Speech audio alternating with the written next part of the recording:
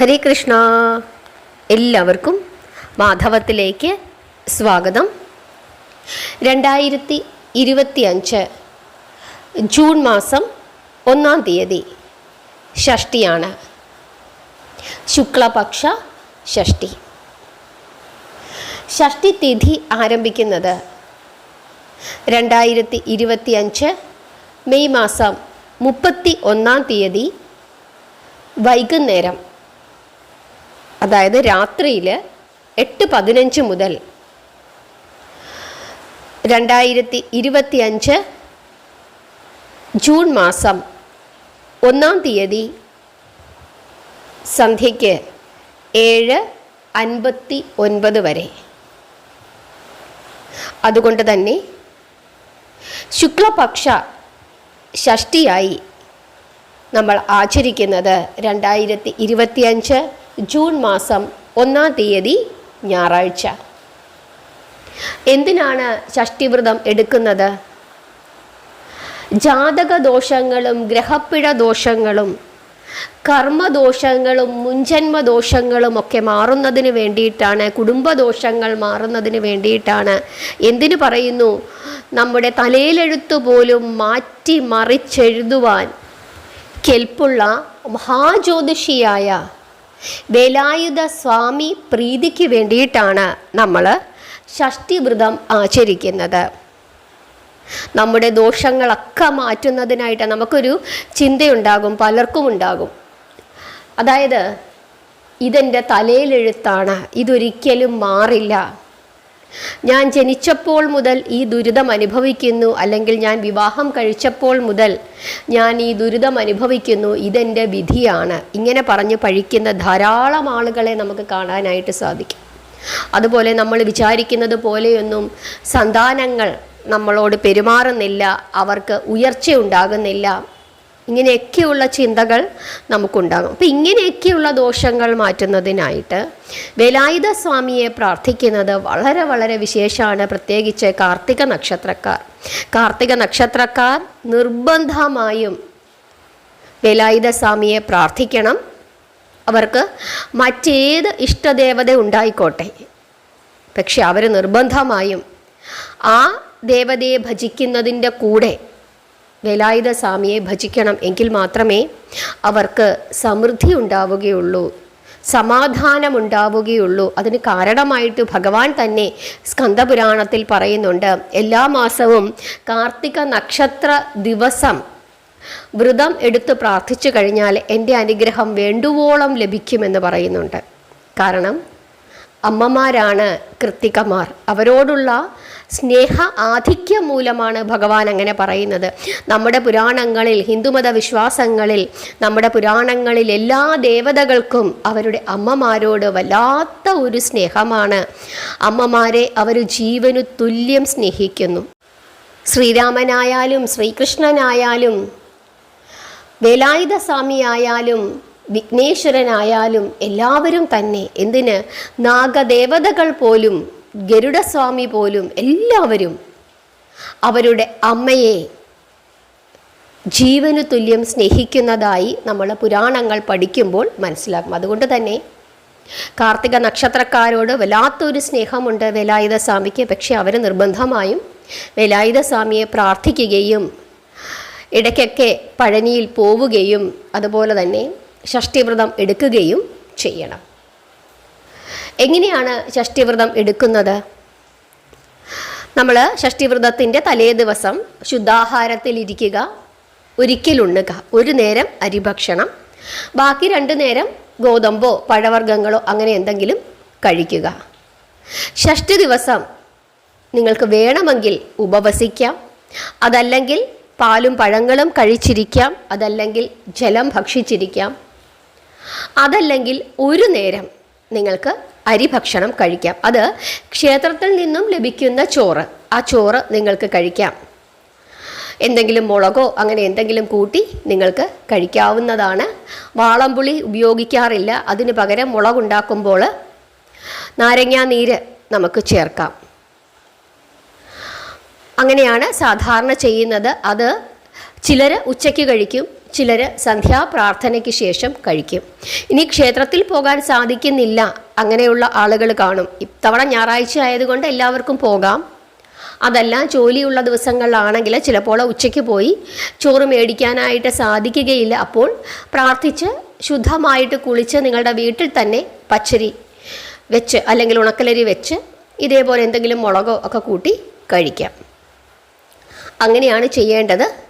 പിറ്റേ ദിവസം കുളിച്ച് ക്ഷേത്രത്തിൽ പോയി തീർത്ഥം സേവിച്ച് നിങ്ങൾക്ക് വ്രതം അവസാനിപ്പിക്കാം. അതല്ലെങ്കിൽ വീട്ടിൽ പ്രാർത്ഥിച്ചിട്ട് തീർത്ഥം സേവിച്ച് വ്രതം അവസാനിപ്പിക്കാം. ഏകാദശിക്ക് ഉള്ളതുപോലെയുള്ള പാരണാസമയം ഷഷ്ടിക്ക് ഇല്ല. പുറത്ത് നല്ല മഴയായതുകൊണ്ട് നിങ്ങൾക്ക് ഡിസ്റ്റർബൻസ് ഉണ്ടാകും, ക്ഷമിക്കുക. എല്ലായിടത്തും മഴയല്ലേ. ഇനി ഞാനൊരു കഥ നിങ്ങൾക്ക് പറഞ്ഞു തരാം. വേലായുധ സ്വാമിയുടെ കഥയാണ്, സ്കന്ദപുരാണത്തിലുള്ള ഒരു കഥയാണ്. നിങ്ങളത് ക്ഷമയോടുകൂടി കേട്ടുകൊള്ളുക. പഴനിമലയുടെ താഴ്വാരത്ത് ബാല എന്നും മാല എന്നും പേരായ 2 പെൺകുട്ടികൾ അവരുടെ പിതാവിനോടൊപ്പം കഴിഞ്ഞു വന്നിരുന്നു. അവരുടെ അമ്മ നേരത്തെ മരിച്ചു പോയതിനാൽ അമ്മയുടെ സ്നേഹം അനുഭവിക്കുവാനുള്ള ഭാഗ്യം അവർക്ക് ഉണ്ടായിരുന്നില്ല.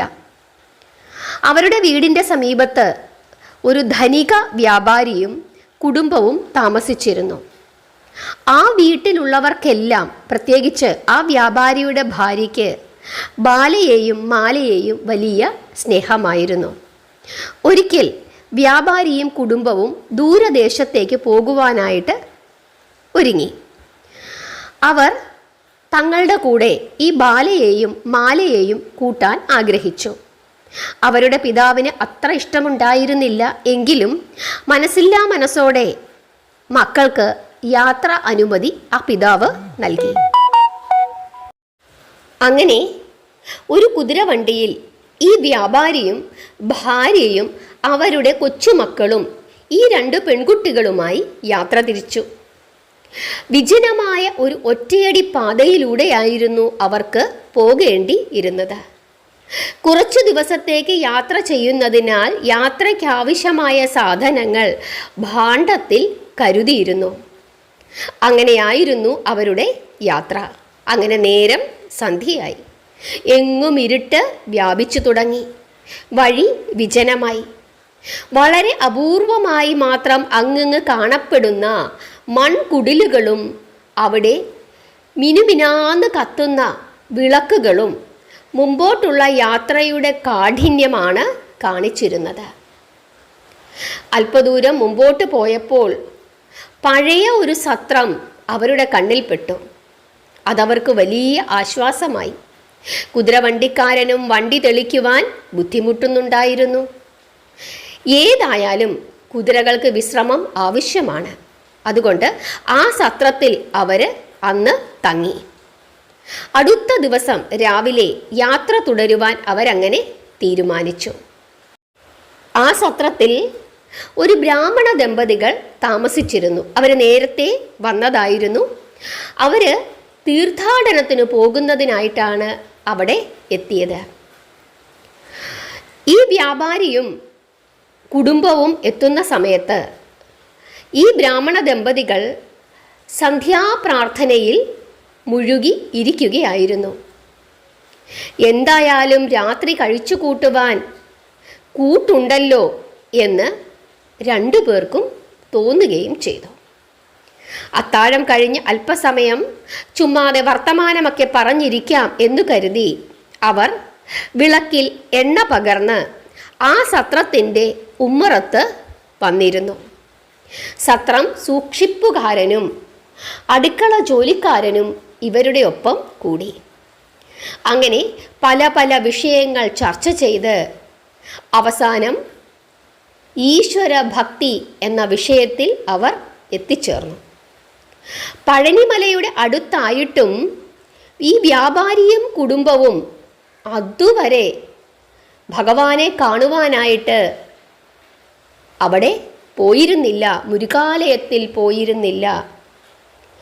എന്നാൽ ഈ ബാലയും മാലയും തികഞ്ഞ മുരുക ഭക്തരായിരുന്നു. ഈശ്വരഭക്തിയും ആരാധനയുമൊക്കെ വെറുതെ അനാവശ്യമാണ് എന്നായിരുന്നു ഈ വ്യാപാരിയുടെ പക്ഷം. തൻ്റെ വ്യാപാര വിജയത്തിലും ആരോഗ്യസ്ഥിതിയിലുമൊന്നും ഒരു ഈശ്വരനും പങ്കില്ല എന്ന് അയാൾ അഹങ്കാരത്തോടുകൂടി എപ്പോഴും പറയുമായിരുന്നു, അപ്പോഴും പറഞ്ഞു. അത് കേട്ടപ്പോൾ ആ ബ്രാഹ്മണൻ അതിനെ ഖണ്ഡിച്ചുകൊണ്ട് എല്ലാം ഭഗവാന്റെ മായാലീലകളാണെന്നും ഈശ്വരനിന്ദ ചെയ്യരുതെന്നും വ്യാപാരിയെ വിലക്കി.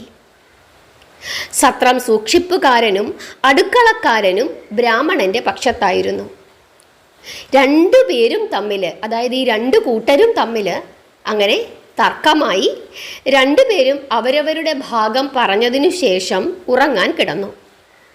നേരം വെളുത്തു. ബ്രാഹ്മണനും ഭാര്യയും പഴനിമലയിലേക്ക് യാത്ര പോയി. അവര് ഈ വ്യാപാരിയോടും കുടുംബത്തിനോടും അതുപോലെ സത്രം സൂക്ഷിപ്പുകാരനോടും അടുക്കളക്കാരനോടും ഒക്കെ തന്നെ യാത്ര പറഞ്ഞ് അങ്ങനെ പിരിഞ്ഞാണ് പഴനിയിലേക്ക് പോയത്. അതിനുശേഷം ഈ വ്യാപാരിയും കുടുംബവും അവരുടെ യാത്രയ്ക്കായിട്ട് പോയി. അങ്ങനെ കുറച്ചു ദൂരം അങ്ങനെ മുമ്പോട്ട് പോയപ്പോൾ ഈ വ്യാപാരിയുടെ മകൾക്ക് ഭയങ്കരമായ വയറുവേദന അനുഭവപ്പെടാൻ തുടങ്ങി. വ്യാപാരി വണ്ടി നിർത്തിച്ചു. വണ്ടിക്കാരൻ്റെ സഹായത്തോടുകൂടി ചില പച്ചിലകൾ പറിച്ചെടുത്ത് ചതച്ച് നീരെടുത്ത് അത് ആ കുഞ്ഞിന് കുടിക്കാനായിട്ട് കൊടുത്തു. ഏതു വയറുവേദനയ്ക്കും ഉത്തമമായ ഒറ്റമൂലിയാണ് ഇതെന്ന് വണ്ടിക്കാരനും സാക്ഷ്യപ്പെടുത്തി. അതിനുശേഷം അവർ യാത്ര തുടർന്നു. പക്ഷേ ഈ വ്യാപാരിയുടെ മകൾക്ക് വയറുവേദന കുറഞ്ഞില്ല എന്നു മാത്രമല്ല, അത് വർദ്ധിക്കുകയും ചെയ്തു. അങ്ങനെ ഈ കുഞ്ഞിന് വേദന സഹിക്കാൻ വയ്യാത്ത അവസ്ഥയായി. ആ രക്ഷകർത്താക്കൾ എന്തു ചെയ്യും എന്നറിയാതെ കുഴങ്ങി. വഴിയിലാണ്, വീട്ടിൽ പോലുമല്ല. അവരാകെ വിഷമിച്ചു. അധികം ആൾ സഞ്ചാരമില്ലാത്ത വഴി. ഒരു വൈദ്യനെയോ നാട്ടു ചികിത്സകനെയോ വഴിക്കെങ്ങും കണ്ടുമുട്ടാം എന്ന പ്രതീക്ഷയും തീരെ ഇല്ല. തങ്ങൾക്ക് എത്തിച്ചേരാനുള്ളതോ ഇനിയും വളരെ ദൂരെയാണ്. അച്ഛനമ്മമാരും സഹോദരനും വസിക്കുന്ന അടുത്ത ഗ്രാമത്തിലേക്കാണ് അവർക്ക് പോകേണ്ടത്. അവിടെ എത്തിച്ചേരണമെങ്കിൽ ഇനിയും ഒരു പകൽ കൂടി താണ്ടണം. വയറുവേദന കൊണ്ട് പുളയുന്ന കുഞ്ഞിനെ കണ്ടപ്പോൾ ആ മാതാപിതാക്കളുടെ കണ്ണു നിറഞ്ഞു. അപ്പോൾ ബാല പറഞ്ഞു, എൻ്റെ കയ്യിൽ പഴനിമല ആണ്ടവ സ്വാമിയുടെ ക്ഷേത്രത്തിൽ നിന്നുള്ള വിഭൂതിയുണ്ട്. ഞങ്ങൾക്ക് എന്ത് അസുഖം വന്നാലും ഞങ്ങളുടെ മരുന്ന് അതാണ്. കഴിഞ്ഞ തവണ ഞങ്ങളുടെ അച്ഛൻ ദൂരെ ഒരിടത്ത് ജോലിക്ക് പോയിരുന്നപ്പോൾ രാത്രിയിൽ എനിക്ക് സുഖമില്ലാതായത് ഞാൻ പറഞ്ഞിട്ടുണ്ടല്ലോ. അന്ന് തൊട്ടാൽ പൊള്ളുന്ന പനി മാറ്റിത്തന്നതും ഞങ്ങളെ കാത്തുരക്ഷിച്ചതും മുരുക ഭഗവാന്റെ ഈ വിഭൂതി തന്നെയാണ്. മാലയും ബാല പറഞ്ഞത് ശരിവെച്ചു. അപ്പോൾ ആ വ്യാപാരിയുടെ ഭാര്യ ഇങ്ങനെ പറഞ്ഞു, അങ്ങനെയാണെങ്കിൽ നമുക്കതൊന്ന് പരീക്ഷിക്കാം. എൻ്റെ കുഞ്ഞിൻ്റെ വേദന കണ്ടിട്ട് എനിക്ക് സഹിക്കുവാൻ സാധിക്കുന്നില്ല. ഇതെല്ലാം കേട്ടുകൊണ്ട് ആ കുതിരവണ്ടിക്കാരൻ ഇരിക്കുന്നുണ്ടായിരുന്നു. അയാൾ വണ്ടി നിർത്തി. അയാൾ പഴനിയാണ്ടവന് സ്തുതി പറഞ്ഞുകൊണ്ട് വണ്ടിയിൽ നിന്നും ഇറങ്ങി ഈ പെൺകുഞ്ഞുങ്ങളുടെ ഭാണ്ഡത്തിൽ നിന്നും വിഭൂതി അടങ്ങിയ പൊതി വാങ്ങി അതിൽ നിന്നും ഭക്തിപൂർവം ഒരു നുള്ളെടുത്ത് വേദന കൊണ്ട് പിടയുന്ന കുഞ്ഞിന് കഴിക്കുവാൻ കൊടുത്തു. വീണ്ടും ഒരു നുള്ളുകൂടി എടുത്ത് അവളുടെ നെറ്റിയിലും തൊടുവിച്ചു. മുരുകദേവനെ നല്ലവണ്ണം പ്രാർത്ഥിച്ചോളൂ, മോളുടെ വയറുവേദന ഇപ്പോൾ തന്നെ മാറും എന്ന് അയാൾ പറയുകയും ചെയ്തു. അങ്ങനെ പറഞ്ഞയാൾ ആ കുഞ്ഞിനെ ആശ്വസിപ്പിച്ചു. ഈ ഭസ്മ ചികിത്സയിലൊന്നും വിശ്വാസമില്ലായിരുന്നു എങ്കിലും മകളുടെ ദയനീയമായ സ്ഥിതിയിൽ മറ്റൊന്നും ചെയ്യാനില്ലാത്തതിനാൽ വ്യാപാരി നിശബ്ദമായി ഇതെല്ലാം കണ്ടുകൊണ്ടു നിന്നു. അയാളുടെ ഭാര്യയാകട്ടെ മനസ്സു തുറന്ന് ആ പരമ്പൊരുളിനെ വിളിച്ച് അപേക്ഷിച്ചു കൊണ്ടിരുന്നു. മുരുകസ്വാമി രക്ഷിക്കണമേ എന്ന് ആ കുഞ്ഞും പറയാൻ തുടങ്ങി. ആ കുഞ്ഞങ്ങനെ പറഞ്ഞ് കരയുകയാണ്. ഉത്കണ്ഠയുടെ നിമിഷങ്ങൾ കടന്നുപോയി. വണ്ടി വീണ്ടും ചലിച്ചു തുടങ്ങി. ക്രമേണ കുഞ്ഞിൻ്റെ കരച്ചിൽ നേർത്തു വന്നു. അവൾ കണ്ണുനീർ തുടച്ചുകൊണ്ട് തൻ്റെ വയറുവേദന പാടേ മാറിയെന്ന് അറിയിച്ചു. ഏറെ നേരമായി കരഞ്ഞു തളർന്നിരുന്ന ആ കുഞ്ഞിൻ്റെ ആശ്വാസവും ആഹ്ലാദവും കണ്ടിട്ട് അവർ ആശ്വസിച്ചു. അവളുടെ അമ്മയും 2 പെൺകുട്ടികളും ജഗദീശ്വരനായ പഴനി ആണ്ടവന് നന്ദി പറഞ്ഞു. ബാല ഒരു ഷൺമുഖ കീർത്തനം പാടി. വണ്ടിക്കാരൻ അതിനൊത്ത് താളം പിടിച്ചു. പെട്ടെന്ന് വ്യാപാരി വണ്ടി നിർത്തുവാൻ പറഞ്ഞു. അയാളുടെ മുഖം വിവിധ വികാരങ്ങളാൽ ഭാവം പകർന്നിരിക്കുന്നതു കണ്ട് മറ്റുള്ളവർ പരിഭ്രമിച്ചു. ശാന്തമായ ഉറക്കത്തിലേക്ക് വഴുതി വീണുകൊണ്ടിരുന്ന കൊച്ചുമകളെ ചേർത്ത് പിടിച്ചുകൊണ്ട് ഇടറുന്ന കണ്ഠത്തോടുകൂടി ആ വ്യാപാരി ഇങ്ങനെ പറഞ്ഞു. ദൈവത്തിൻ്റെ സ്നേഹവും ഭക്തിയും തിരിച്ചറിയുവാൻ കഴിയാത്ത മൂഢനായിപ്പോയി ഞാൻ. എന്നിട്ടും എൻ്റെ കുഞ്ഞിനൊരാപത്ത് വന്നപ്പോൾ ആ ജഗദീശ്വരൻ സഹായിച്ചല്ലോ. എനിക്കിപ്പോൾ തന്നെ അദ്ദേഹത്തിൻ്റെ തിരുമുമ്പിലെത്തി പിഴ ചെയ്യണം. വ്യാപാരി വണ്ടിക്കാരനോട് വണ്ടി തിരിച്ചുവിടുവാൻ ആജ്ഞാപിച്ചു. ആദ്യം പഴനിമലയിലെത്തി ആപദ് ബാന്ധവനായ ഷൺമുഖനെ കാണണം. ഇത്രയും കാലവും തൊട്ടടുത്തുണ്ടായിട്ടും മല കയറി ആ പരമ്പൊരുളിനെ ദർശിക്കുവാൻ തോന്നാത്ത എൻ്റെ അഹങ്കാരത്തെക്കുറിച്ച് ഓർക്കുമ്പോൾ എനിക്കു തന്നെ എന്നോട് ദേഷ്യം തോന്നുന്നു. ഈ വ്യാപാരിയുടെ ഇത്തരത്തിലുള്ള വാക്കുകൾ കേട്ടപ്പോൾ എല്ലാവർക്കും വലിയ സന്തോഷമായി. അങ്ങനെ അവർ തിരിച്ച് പഴനിയിലേക്ക് യാത്രയായി. വ്യാപാരിയും കുടുംബവും ഭഗവാനെ ദർശിക്കുകയും ഭഗവാനോട് ക്ഷമയാചിക്കുകയും പിന്നീട് അവർ വലിയ മുരുക ഭക്തരായി തീരുകയും ചെയ്തു. പിന്നീടുള്ള തൻ്റെ ജീവിതകാലം മുഴുവനും ഈശ്വര സേവനത്തിനായി ഈ വ്യാപാരി മാറ്റിവെച്ചു. കുടുംബവും അങ്ങനെ തന്നെ തുടർന്നു. ഹരേ കൃഷ്ണ. ഇതാണ് സ്കന്ദപുരാണത്തിലെ ഒരു കഥ. മാലയും ബാലയും. നിങ്ങൾക്ക് ഈ കഥ ഇഷ്ടപ്പെട്ടോ? എല്ലാവരും ഷഷ്ഠിവ്രതം എടുക്കണം. ഇനി വ്രതം എടുക്കാൻ സാധിക്കാത്ത എല്ലാവരും തന്നെ അന്ന് ശുദ്ധാഹാരത്തിലിരിക്കുകയും രാവിലെയും വൈകുന്നേരവും ഭഗവാനെ പ്രാർത്ഥിക്കുകയും ചെയ്യണം. ഓം ഷൺമുഖായ നമ എന്ന് 108 തവണ നിങ്ങൾക്ക് ജപിക്കാം.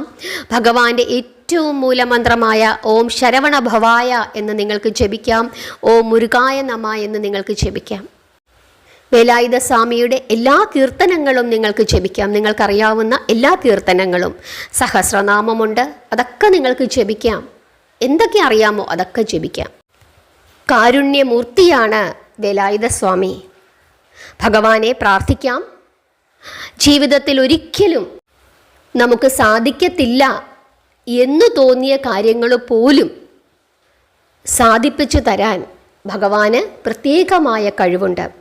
അതായത് ഇപ്പം അമ്പിളിയമ്മാവനെ പിടിക്കണം എന്ന് കരുതുന്നതല്ല. ചിലപ്പോൾ നമ്മൾ വലിയ ഒരു പ്രശ്നത്തിലായിരിക്കും. ഇപ്പം നമ്മുടെ ഭർത്താവ് ഭയങ്കര കള്ളുകൂടിയനായിരിക്കും. അപ്പം നമ്മുടെ വിചാരം നമ്മൾ എന്തൊക്കെ ചെയ്തിട്ടും ഇതിനകത്തുനിന്നും നമുക്കൊരു മോചനമില്ല എന്ന്, ഇതിനെ അനുഭവിച്ചേ പറ്റൂ എന്ന് വിചാരിച്ച് നമ്മളിങ്ങനെ ജീവിക്കുകയായിരിക്കും. പക്ഷേ നിങ്ങൾ ഷഷ്ഠിവ്രതം എടുത്ത് പ്രാർത്ഥിച്ച് നോക്കിക്കൊള്ളുക, അദ്ദേഹത്തിൻ്റെ കള്ളുകൂടിയൊക്കെ മാറും. അങ്ങനെ ഈ കുഴിയിൽ നിന്നും ഒരിക്കലും നമുക്ക് രക്ഷപ്പെടില്ല എന്ന് തോന്നുന്ന കാര്യങ്ങൾ പോലും സാധിപ്പിച്ചു തരാൻ ഭഗവാന് കഴിയും. ചിലപ്പോൾ നിങ്ങൾ പ്രാർത്ഥിക്കുന്നത് ചിലപ്പോൾ നിങ്ങൾക്ക് കിട്ടിയില്ല എന്ന് വരാം. അത് നിങ്ങൾക്ക് കിട്ടാത്തതാണ്. പക്ഷേ ഭഗവാനെ പ്രാർത്ഥിച്ചാൽ, നാമം ജപിച്ചാൽ അതിനേക്കാൾ മെച്ചപ്പെട്ടത് നിങ്ങൾക്ക് കിട്ടും. ചിലപ്പോൾ നമ്മൾ ആഗ്രഹിക്കും ഇത് വേണം ഇത് വേണമെന്ന്, പക്ഷെ അത് നിങ്ങൾക്ക് കിട്ടാത്തതാണ്. നിങ്ങൾക്കതിന് യോഗമില്ലാത്തതാണ്. പ്രാർത്ഥിച്ചു കഴിഞ്ഞാൽ ചിലപ്പോൾ അതിനേക്കാൾ മെച്ചപ്പെട്ടത് അതല്ലെങ്കിൽ മറ്റൊന്ന് നിങ്ങൾക്ക് ആശ്വാസം കണ്ടെത്തുന്നതിനായിട്ട്, നിങ്ങളുടെ ജീവിതം മുമ്പോട്ട് കൊണ്ടുപോകുന്നതിനായിട്ട് ഭഗവാൻ തരിക തന്നെ ചെയ്യും. പക്ഷേ നാമം ജപിക്കുകയും പ്രാർത്ഥിക്കുകയും ചെയ്തുകൊണ്ടിരുന്നാൽ മാത്രമേ ശരിയായ വഴി നമ്മുടെ മുമ്പിൽ തെളിഞ്ഞു വരത്തുള്ളൂ. അല്ലെങ്കിൽ നമ്മൾ എന്ത് ചെയ്യും? തെറ്റായ വഴികളിലൂടെ യാത്ര ചെയ്യും. ശരിയും തെറ്റും നമുക്ക് തിരിച്ചറിയാൻ പറ്റാത്ത അവസ്ഥ വരും. ഏറ്റവും അവസാനം വലിയ ദുരിതത്തിലേക്ക് നമ്മൾ ചെന്ന് വീഴും. അപ്പം അതുകൊണ്ട് നാമം ജപിച്ചുകൊണ്ടേയിരിക്കുക, ഭഗവാനെ പ്രാർത്ഥിച്ചുകൊണ്ടേയിരിക്കുക. എല്ലാ കാര്യങ്ങളും വളരെ ചിന്തിച്ച് ആലോചിച്ച് തീരുമാനം എടുക്കുക. ഈശ്വര പ്രാർത്ഥന അത് ജീവിതത്തിൻ്റെ ഭാഗമാക്കുക. നിങ്ങളുടെ അഭിപ്രായങ്ങൾ പറയണം, നാമം ജപിക്കണം. എല്ലാവരെയും ഭഗവാൻ അനുഗ്രഹിക്കട്ടെ. ഹരേ കൃഷ്ണ.